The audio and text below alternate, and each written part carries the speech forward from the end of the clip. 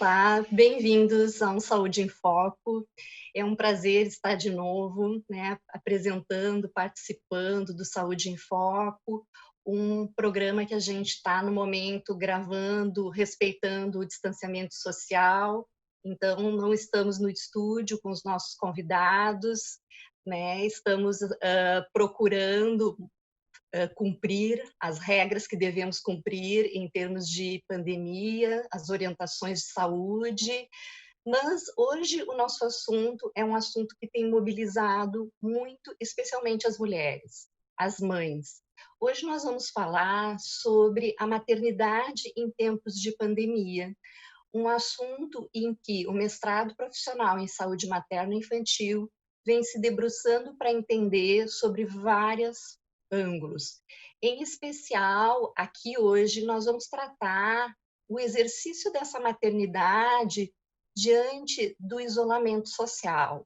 O que mudou nessa maternidade? Como atender o cuidado dos nossos filhos de uma forma tão diferente, né? Sem poder contar com a circulação dos nossos filhos no ambiente social, no ambiente escolar, que são também situações que contribuem na educação, né, da criança.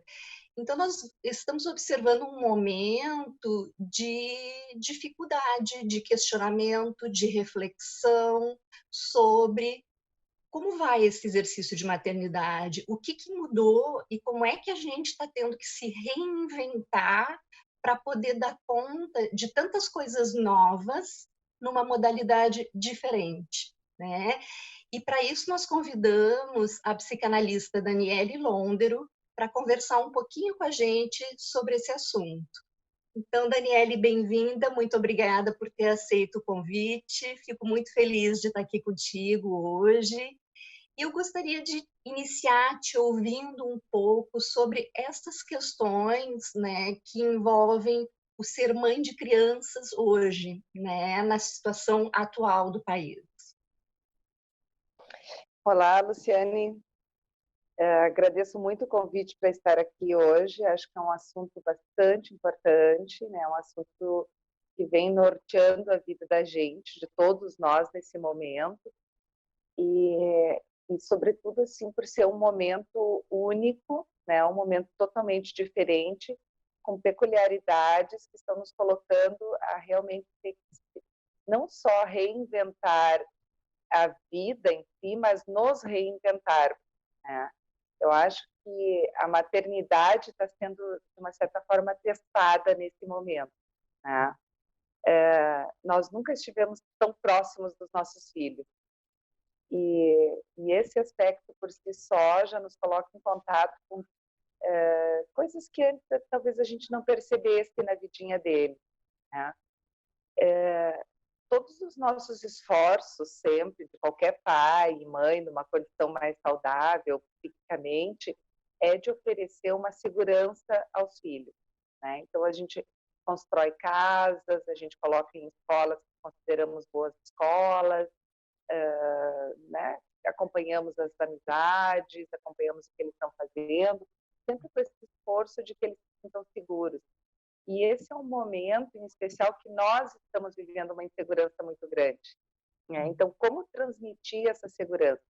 Eu acho que, para começar a pensar nesse assunto, a gente tem que pensar também no abalo que houve na nossa estrutura, no nosso cotidiano, nos nossos pensamentos, né? Nós não só temos que nos reinventar como mãe, mas temos que nos reinventar como profissionais, né? Como donas de casa. Os pais também estão vivendo esse drama, né? Muitos pais estão dentro de casa também, trabalhando também dentro de casa, estão acompanhando essa rotina. Então, tudo mudou nesse momento, né? E isso fez com que a gente tivesse que começar a entrar em contato, né, com coisas que antes nós não tínhamos um contato tão diário. A vida normal nos oferece intervalos, né? Nós saímos de casa, vamos trabalhar né, no meu caso, no consultório, vocês na universidade, ou né, as pessoas da saúde, as pessoas das mais diversas áreas, cada um se encaminha para o seu local, as crianças se encaminham para a sua escola, né? Tem um outro convívio que não é só conosco. E nesse momento ninguém sai, né? Então a gente não tem intervalo, a gente não tem um tempo de poder parar e tem essa questão assim de um respeito próprio, assim, né? Desse descanso que a gente tem no meio do dia, né? Quando a gente vem para casa e almoça com os filhos, por exemplo, a gente tem notícias de como foi amanhã na escola, e aí a gente depois volta para o nosso ambiente de trabalho, e nesse momento nós não temos isso. Nós temos uma realidade que nos coloca em contato o tempo inteiro com eles.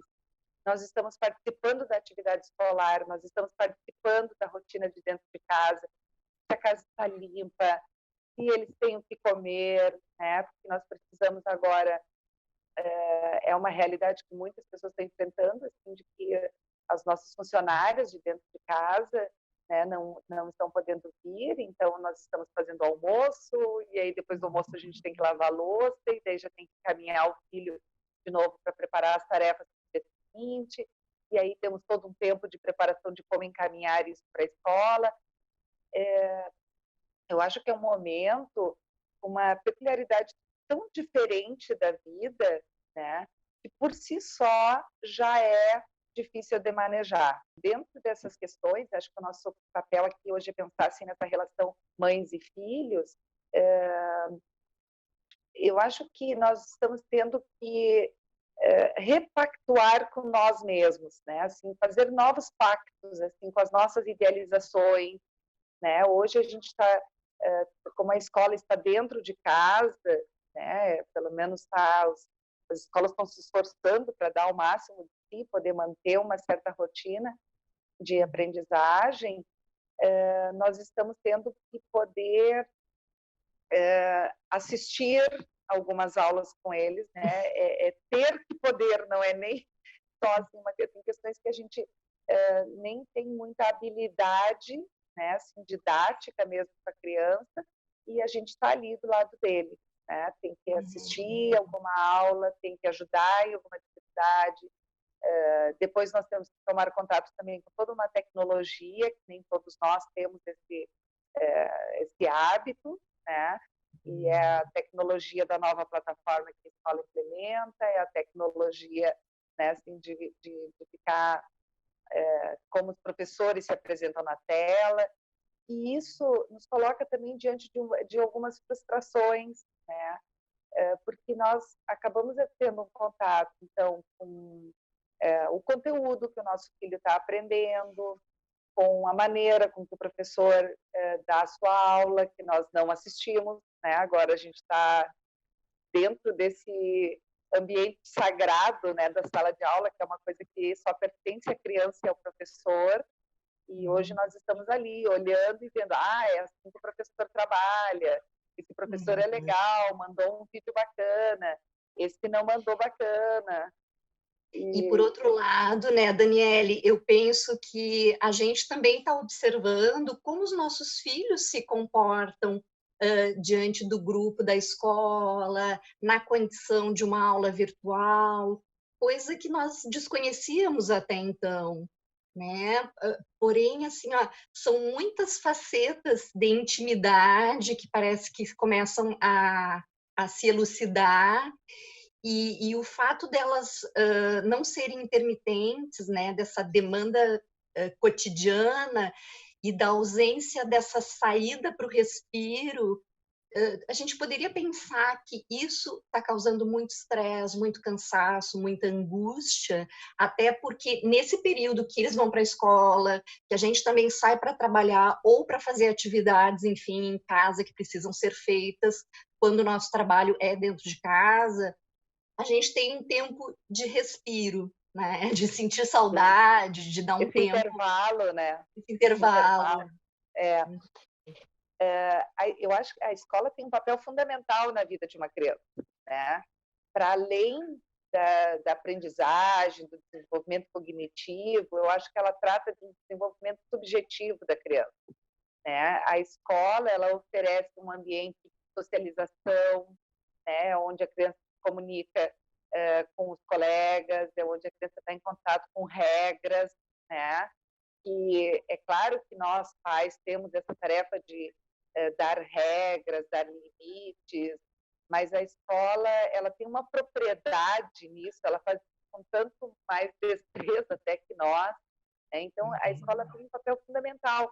E quando a criança fica dentro de casa o dia inteiro, e o único contato que ela tem com seus amigos, seus colegas é virtual, né?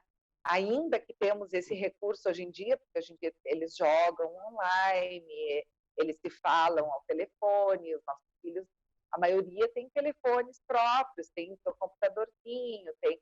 Então, eles têm um contato com o que está lá fora, mas não tem esse contato do corpo, do toque, né, do abraço, e eles se angustiam muito, né? E, além disso, eu acho que para as crianças em si teve um peso tão grande no início dessa pandemia, porque houve todo um entendimento de que as crianças eram hospedeiros, né, que as crianças seriam portadores do vírus, mas que não desenvolveriam os sintomas, mas eles seriam os transmissores da doença. Eu acho que isso foi tão difícil para eles, assim, né, de se verem nesse lugar, de que não podiam abraçar os avós, né? Tão triste isso, assim, não poder chegar perto. Eu adquiri hábitos aqui em casa, assim, o meu filho menor, ele gosta muito de tomar chimarrão, e eu desde o início me preocupei, tá bem, estamos convivendo dentro da mesma casa, é óbvio que ele vai tocar coisas que eu toco, é óbvio que se eu trouxer alguma coisa que eu estiver, em algum momento ele vai adquirir também. Mas eu comecei a estabelecer alguns hábitos. Olha, então a mãe vai fazer o chimarrão para mim e eu vou fazer o chimarrão para ti. Tu vai tomar o teu separado. Como uma forma de que esse hábito fosse levado adiante, né? Eu penso, a nossa esperança era de que voltássemos logo, né, no início. Então, o que eu pensava? Quando ele voltar, ele tem que estar preparado, quando eles voltarem para a vida, eles precisam estar preparados para não tomar chimarrão junto com os colegas, né? Ou não tomar no mesmo copo, não usar o bebedouro na escola, não usar. Então, isso para eles, eu acho que também teve um peso estressante, difícil, de eu não posso tocar aqui, eu não posso fazer aquilo, eu posso passar uma coisa para minha avó, né? Eu acho que as fantasias, né, assim, foram muito destrutivas em torno dele. Daniele, eu fico pensando também no receio dos pais, né? A gente hoje está falando mais das mães, mães de classe média, enfim, que perderam a sua logística, até de rede de apoio enquanto funcionários, que nos ajudam a se organizar para que a gente possa fazer as tarefas fora e atender as crianças. E o que tu traz vem ao encontro dessa coisa do nosso receio também de trazer alguma coisa de fora e de, né, contaminar, trazer o vírus, né, de fora de casa para dentro de casa, já que as crianças podem ser poupadas de atividades que o adulto muitas vezes tem que fazer, né, como, sei lá, ir ao banco, ao mercado. Enfim, nós temos o depoimento de uma mãe que vem ilustrar muito isso que tu está dizendo, que é uma mãe da área da saúde.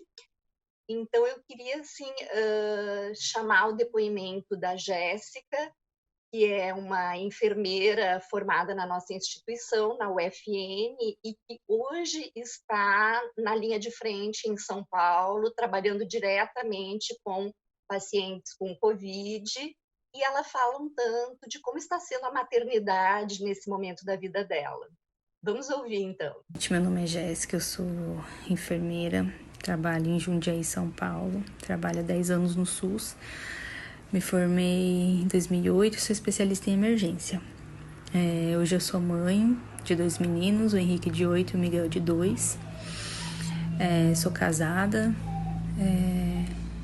tô na linha de frente, trabalhando um pouco mais do que o normal.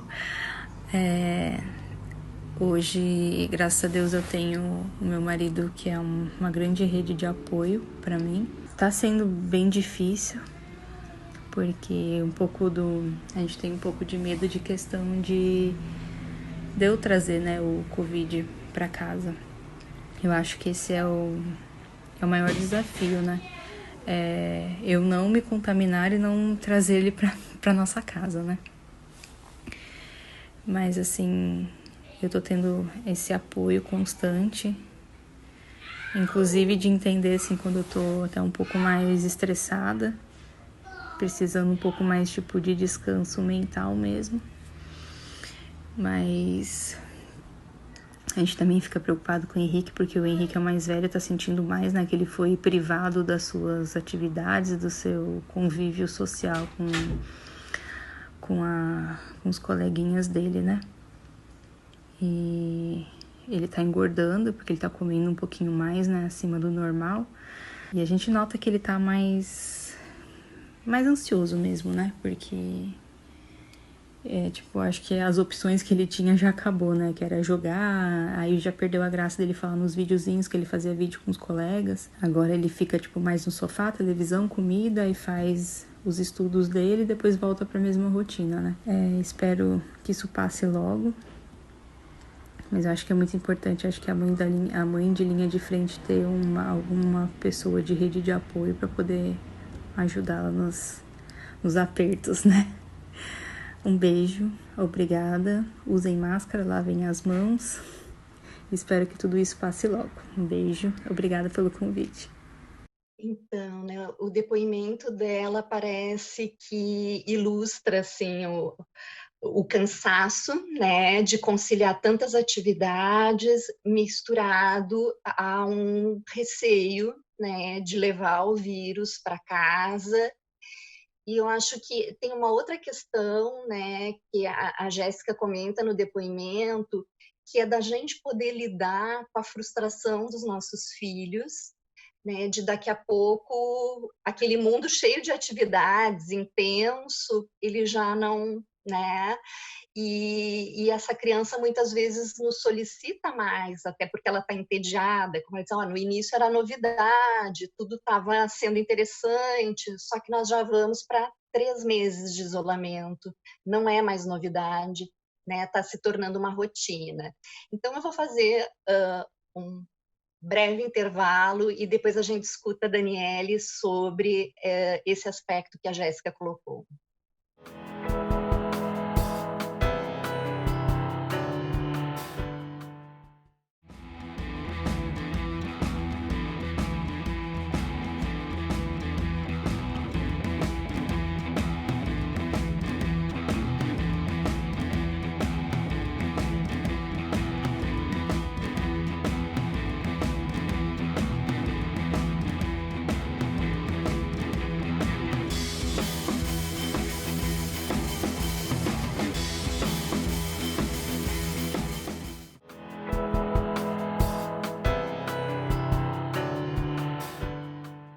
Gostaria de perguntar a Daniele, né, como é que tu percebeu a fala da Jéssica, esse depoimento que ela traz para a gente, tão intenso, né, de quem está aí na linha de frente do Covid, com 2 crianças pequenas, num apartamento pequeno, enfim, com todo um contexto complexo de lidar, né?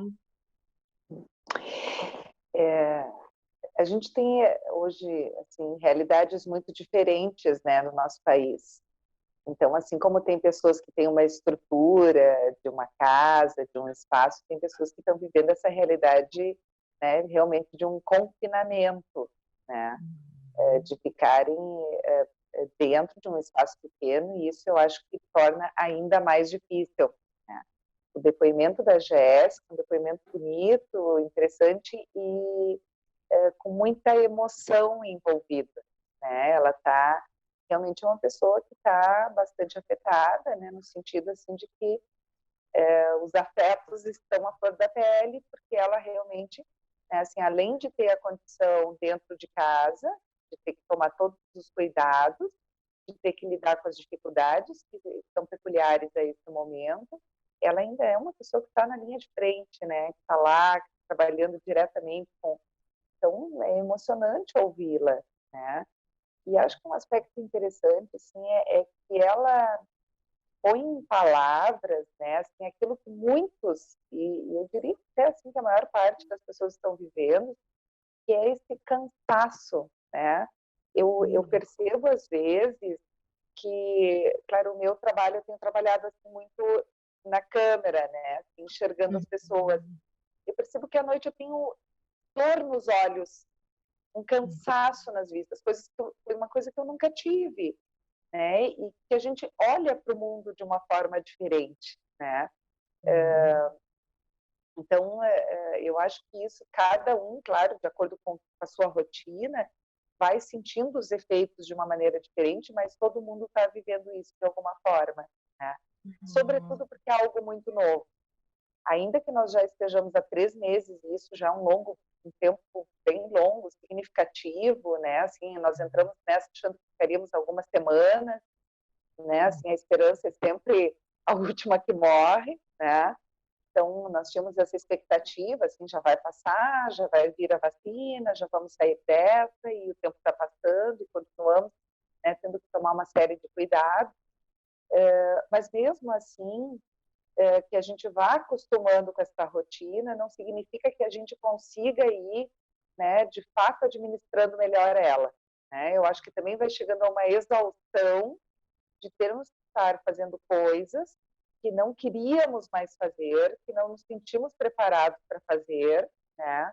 Eu achei muito interessante que ela falou que o filho está, além de privado do convívio social, também, eu achei assim, particularmente interessante o aspecto de que ele está engordando, né? Nós estamos engordando, todo mundo. E eu penso isso um pouco assim pela vida, nós estamos tão frustrados, tão amedrontados, parece que a gente precisa de um certo conforto, né? E o alimento, de uma certa maneira, nos oferece esse conforto. Acho que não é só uma coisa de eu estou ansioso e como. Acho que tem algo também assim de uma gratificação que nós estamos perdendo em relação, né, nesse contato que a gente tem com o mundo o tempo todo, né? É claro que tem o acesso mais fácil, né? A gente está em casa, a gente abre a geladeira, a gente põe uma coisinha no fogo, a gente, né? Então tem um acesso mais facilitado. Mas eu percebo que isso é algo que vem acontecendo, que eu tenho escutado muito na minha clínica, né? Ou assim, de pessoas conhecidas, eu estou engordando. A gente inclusive recebe muitos memes, muitas historinhas no WhatsApp, assim, em relação a isso, né? Porque eu acho que a gente está precisando de um tipo de gratificação e nesse momento é por aí que estamos encontrando, afinal de contas é o que nós temos ao nosso dispor, né? É o que temos dentro de casa, né? É uma forma de se abastecer de coisas boas diante de tantas coisas não boas, né? De tantas notícias desastrosas, mas ao mesmo tempo os pais, enfim, mãe e pai, têm essa cobrança, Dani, em relação ao desempenho. Não posso deixar meu filho engordar, eu tenho que cuidar da saúde mental, mas eu também tenho que cuidar para que ele não perca o ano escolar, uma preocupação assim em dar conta de tudo muito bem, né? Ou seja, e aí eu fico tentando refletir o quanto é importante nós termos a flexibilidade de não ser tão boas assim, né?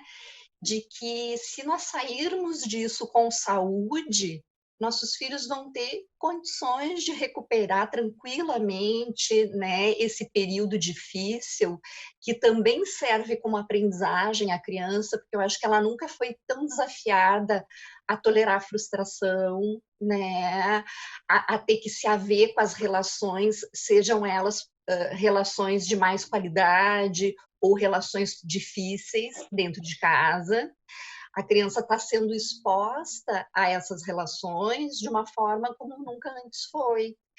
Então, ela também está aprendendo muito com isso. Eu vejo que é um momento de aprendizagem muito rico, não de conteúdo escolar, mas de vida mesmo, né? De capacidade de se adaptar a situações novas, a situações difíceis, de lidar com aquilo que deseja e não é possível, né? Tolerância à frustração. Mas eu vejo que trabalhar com as mães também tem que ser no sentido de aliviar essa culpa gigantesca que por si só a mãe carrega sempre, né? Até quando um filho vai mal numa prova, nossa, a gente já se preocupa. Como é que tu pensa esse aspecto?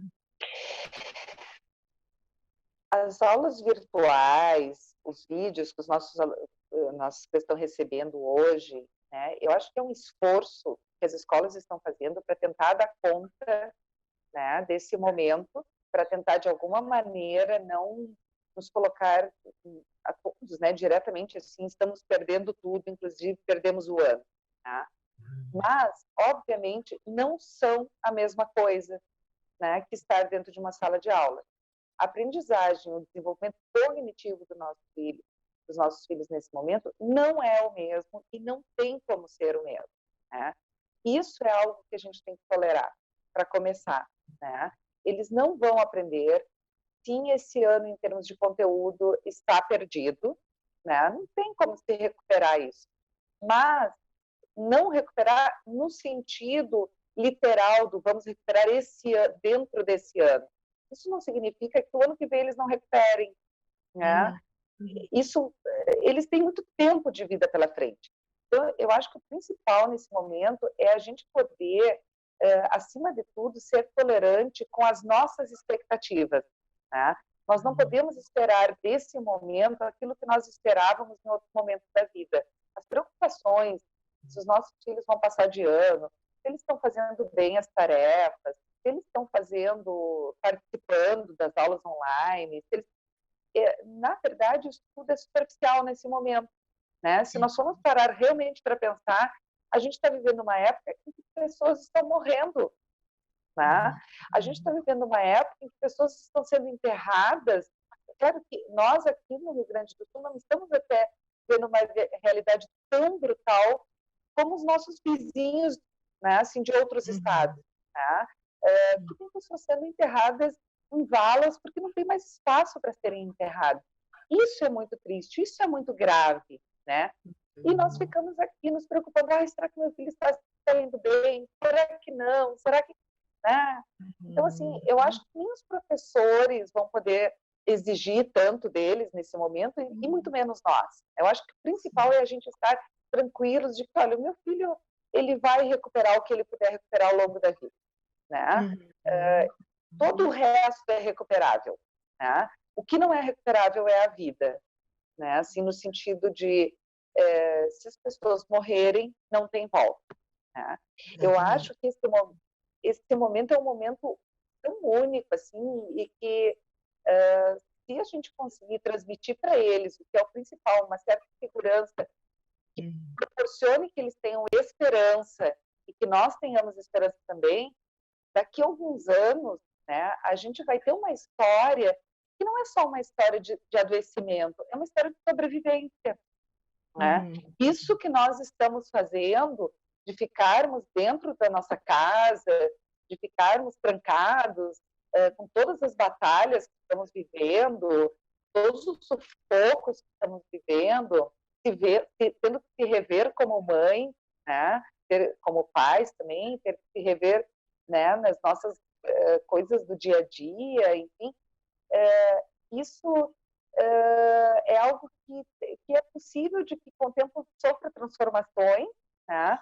Mas eu acho que, sobretudo, nos leva a poder pensar assim, ó, nós fizemos parte, né, de um momento muito difícil da vida, de um momento onde muitas pessoas morreram, e nós estamos fazendo isso para sobreviver, e temos que ter esperança, né? Conseguiremos. Né? Espero que anos daqui para frente a gente conte isso como algo, olha, conseguimos. Né? Conseguimos superar, né? Eu vejo que nós, adultos, precisamos ter um controle que muitas vezes nos escapa, que é o medo, a incerteza em relação ao futuro, a impossibilidade de dizer aos nossos filhos respostas como quando as aulas voltam, quando eles vão poder voltar a jogar futebol, quando eles vão poder voltar a brincar juntos com os amigos. nós não temos essas respostas, mas me parece importante que a gente possa refletir sobre a narrativa que a gente faz do que está acontecendo para a criança, né? Porque se a gente colocar ela numa perspectiva extremamente negativa, a criança vai viver isso dessa forma. Até filtrar um pouco, conforme a faixa etária, as notícias que a criança tem acesso, né? E como a gente fala sobre isso com a criança, né? Porque a gente pode falar de uma forma muito devastadora ou também poder aproveitar e olhar junto com a criança as coisas boas que tem nesse momento, né? O fato de poder ficar mais junto com a família, de poder conversar coisas que antes a gente não conversava, de ter oportunidade de estar mais junto, ter intimidade, de observar coisas neles e eles em nós, né? O que também é complexo, porque eles também acabam enxergando mais coisas em nós. Porque quando os pais se desesperam, aí eu acho que é como se o barco ficasse à deriva, né? Então, quando a gente vê uma mãe muito apavorada, muito ansiosa, sofrendo em demasia, e quando ela não consegue filtrar, eu acho que a criança também vai ver isso de uma forma muito assustadora, né? Ao mesmo tempo, não dá para pintar de colorido. Até anotei uma palavrinha aqui para não esquecer, assim, eu acho que assim, a gente tem que tomar muito cuidado para não gerar pânico nas crianças, né? Eu acho que isso que tu está dizendo, né, Lu, assim, acaba que as crianças, se elas têm pegam a nossa angústia, né, e as crianças, elas intuem a verdade, elas são muito perspicazes, eu digo, as crianças têm antenas que nós não temos, né? Eles se dão conta quando nós tentamos mentir alguma coisa para eles. Então, eu acho que tem esse lado, assim, de que nós precisamos nos acalmar, né? Nós precisamos ter esperança, né? Aí a gente vai conseguir transmitir isso para eles.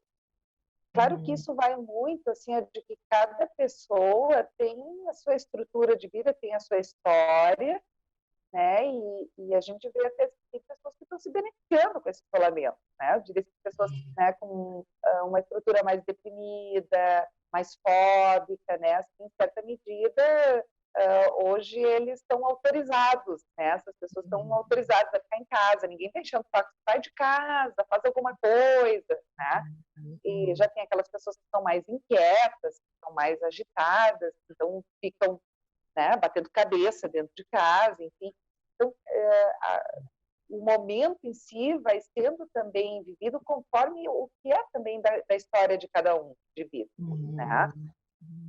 Mas eu acho que tocou num ponto tão importante, porque assim, uma coisa é a gente tornar os nossos filhos angustiados, transmitir para ele a nossa angústia, de tal forma que paralise, né, assim, a possibilidade deles significarem esse momento, deles poderem darem um sentido para isso e ter esperança para o futuro.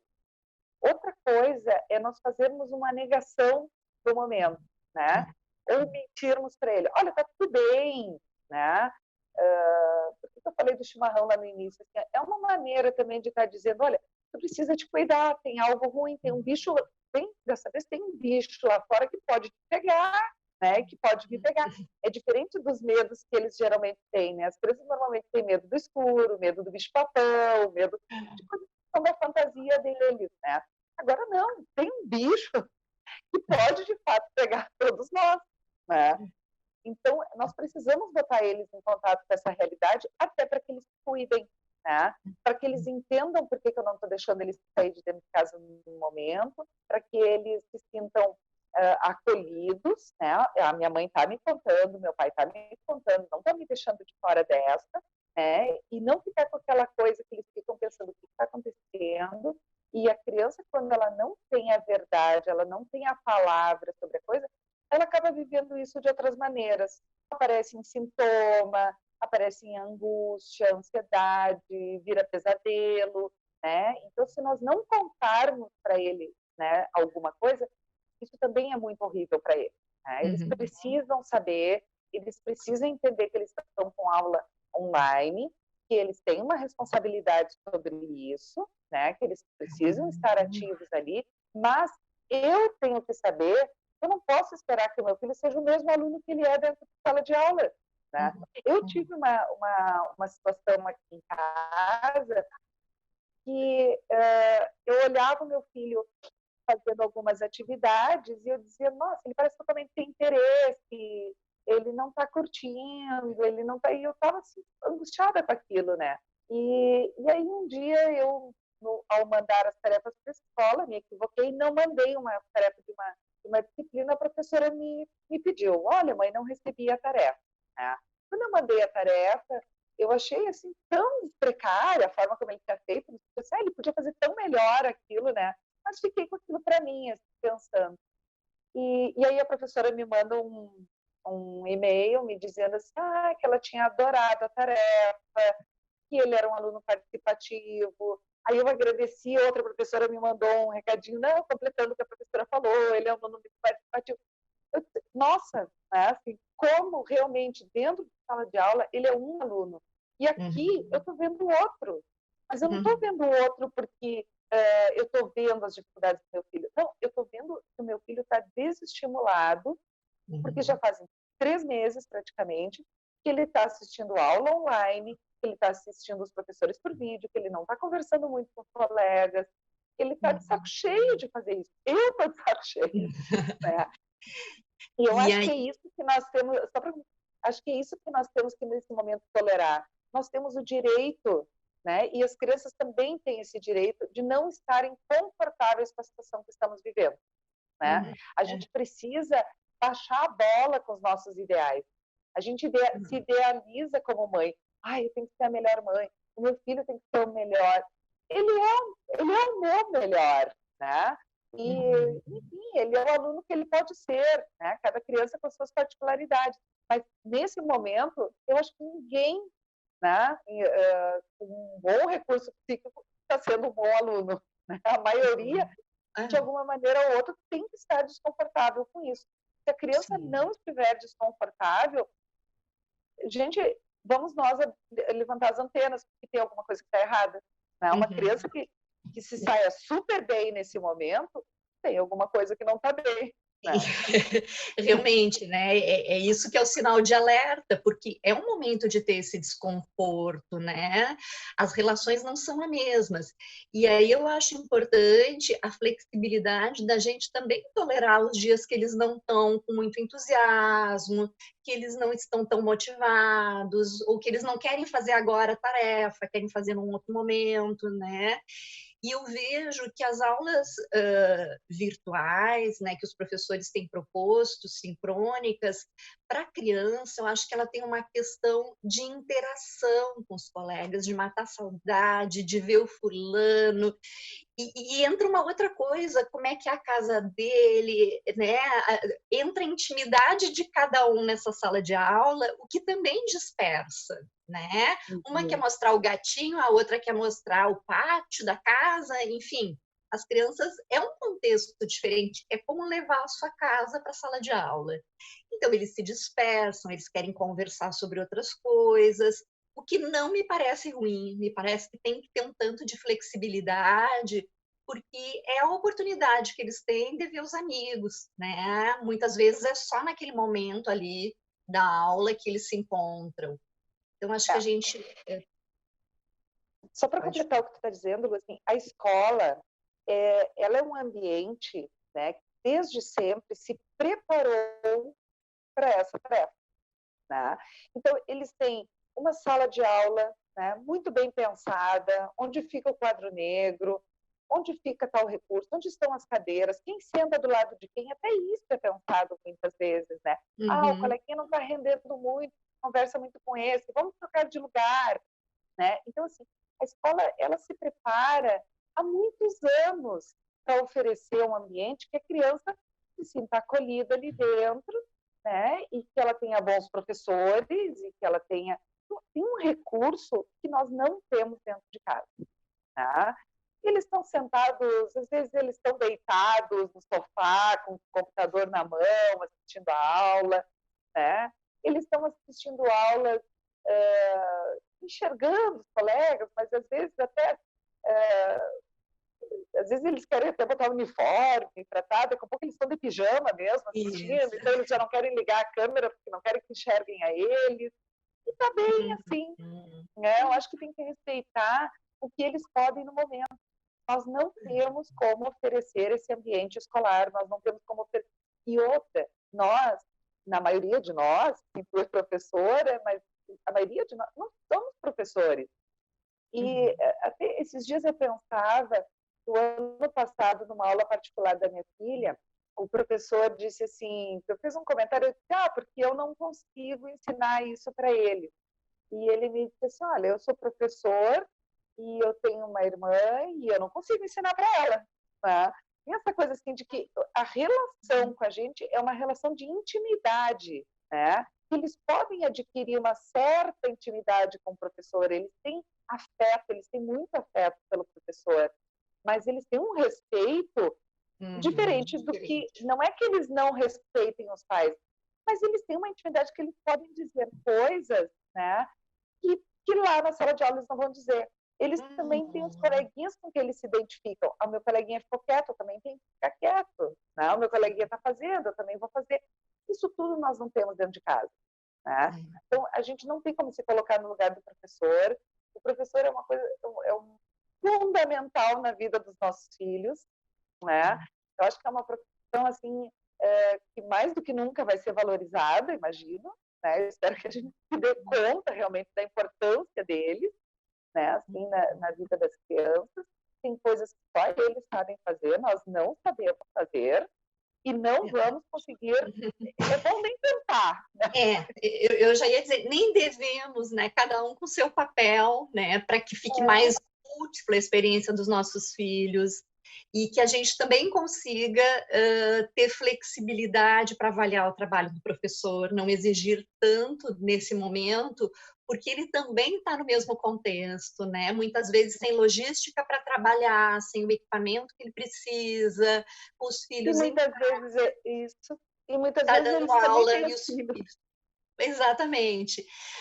Eu queria chamar o depoimento da Karine, que é dentista, né, e nos enviou o depoimento dela, que eu acho que vai contribuir com a nossa fala agora. Oi, gente. Eu me chamo Karine, tenho 42 anos, tenho 2 filhos, a Sofia com 14 e o Pedro com 11. Bom, logo que começou aquilo tudo, que todo mundo tinha que parar, a gente parou tudo mesmo, né? Eu acho que foi a época de parar mesmo, ninguém sabia o que estava acontecendo, né? Eu sou da área da saúde, entendo um pouco, né? Tenho a minha percepção do que está sendo isso, mas aquele momento eu acho que tinha que parar mesmo, né? E aí parou tudo. E aí nesse parar tudo... a gente fica em casa, eu levei eles pra fora, fui pra fora um tempo que foi ótimo, mas depois eu voltei pra minha casa. E aí, o trabalho dobrou, né? Porque, olha, eu vou te dizer, ficar o dia inteiro em casa, cuidando da casa, fazendo comida, vendo roupa, isso que eu mandava minhas crianças me ajudar, mas mesmo assim, enfim, foi muito louco, né? As crianças que não estavam acostumadas mais a se enxergarem tanto, só se enxergando, só brigavam, né? Foi um horror, até que a gente tem que começar a se acalmar, né? Parece que a gente tá vivendo num filme, né? Mas enfim, tem que começar a organizar as coisas. E assim foi indo. O colégio começou as aulas online. E aí tu tentar equalizar, né? Equilibrar tudo isso. Olha, eu vou te dizer, gente, não é fácil. E ao mesmo tempo que eu digo que não é fácil, tem coisa muito pior, né? Eu acho que nessa hora, essa parte do colégio pra mim é o que menos importa, porque isso aí se recupera. Eu acho que o que importa todo mundo tá bem, é a saúde, é a parte econômica, né? Tipo, eu fiquei um mês quase sem trabalhar, e eu, como sou dentista, eu sou autônoma, trabalho só no consultório, no particular. Se eu não trabalho, eu não ganho, né? Então, tive que começar aos pouquinhos, reduzir muito os meus pacientes, porque tem que dar, né? Não posso deixar aglomerar nada, e sempre tive todos os cuidados, normal, né? Por um momento, assim, eu pensava, né? Vou sair para trabalhar, medo de levar o vírus para casa. E assim tá indo aos pouquinhos, gente. Assim, eu não sei quando vai voltar esse colégio. A minha funcionária de casa já voltou em turno reduzido, porque eu voltei a trabalhar também. né? Como ela não pega ônibus, ela vem de moto, então eu me sinto bem mais tranquila. E eu digo assim, que a vida tem que ir voltando aos poucos, a gente tem que ir onde a gente sabe que pode ir, a gente tem que conversa com alguém ou tudo, encontra alguém, a gente sabe com quem tem que encontrar, tu tem que sempre, né? E ter todos os cuidados. Sempre fui muito positiva, não deixo o medo tomar conta, na minha casa também. E eu acho que assim a gente tem que seguir. Uma hora normaliza o mais próximo do normal, mas cada um sabe de si, né? Cada um sabe bem o que pode ou não pode acontecer e enfim, né? Torcer pra tudo dar certo, gente. É interessante, né, que ela fala, a Karine, dessa multiplicidade de papéis, da questão econômica, né, de ter a instabilidade de uma atividade que, se ela não se realiza, a renda também não vem.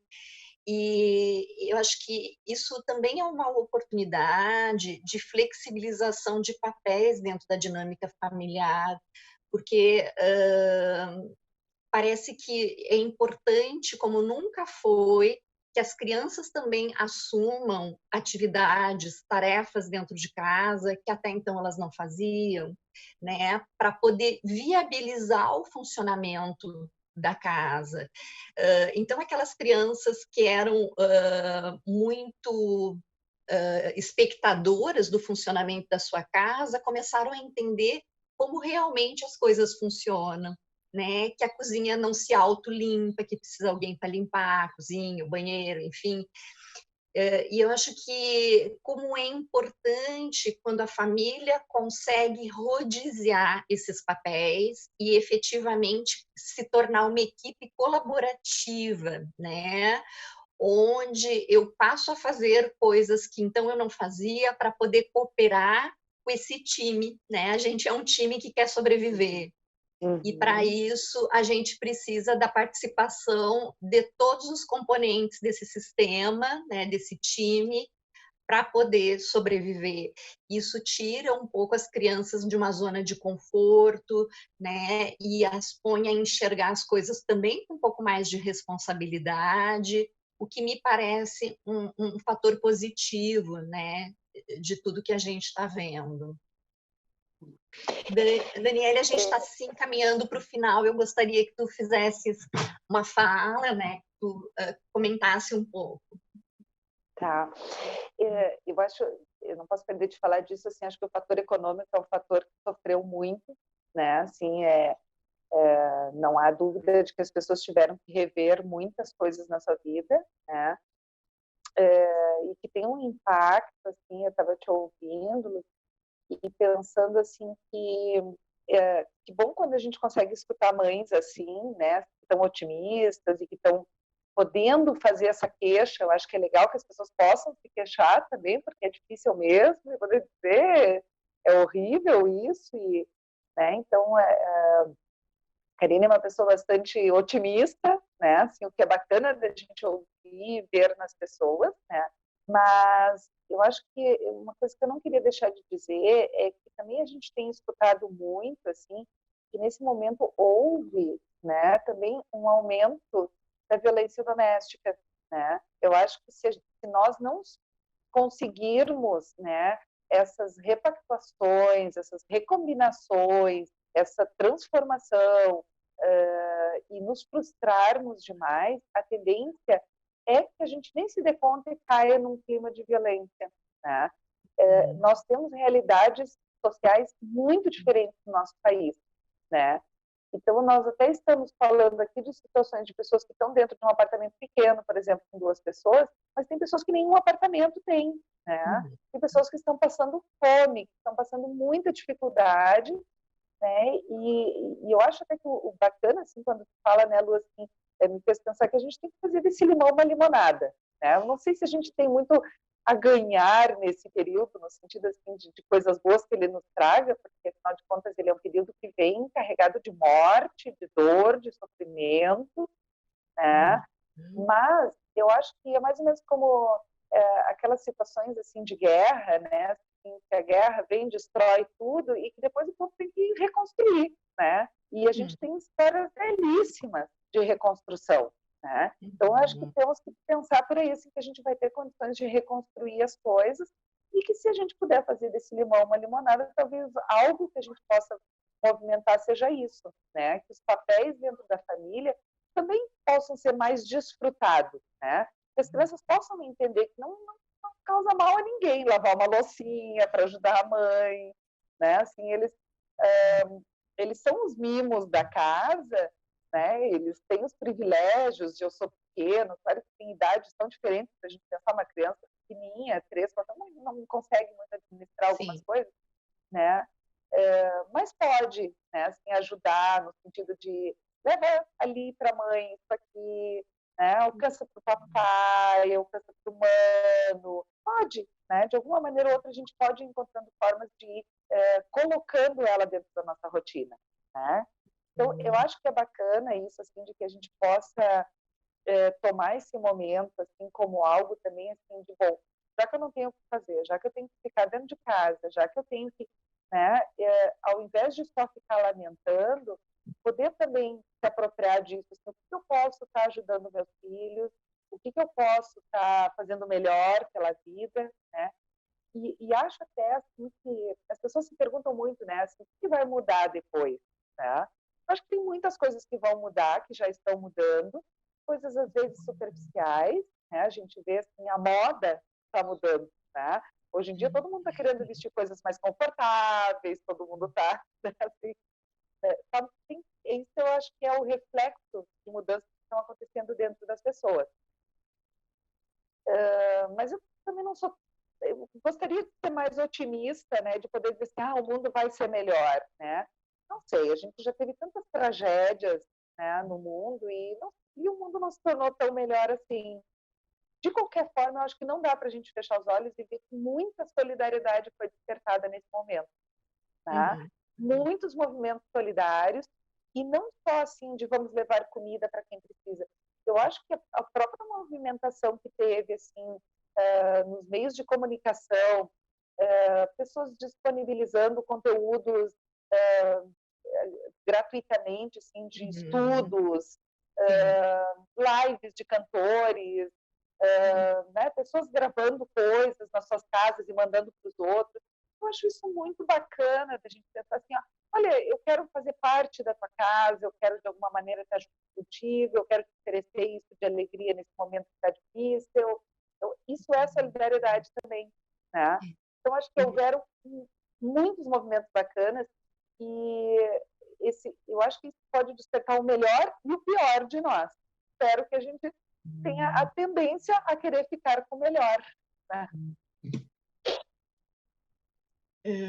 Então, assim, me parece que os dois depoimentos, né, o da Jéssica e da Karine, são depoimentos bastante significativos, as duas da saúde, porém, uma na linha de frente, a outra não.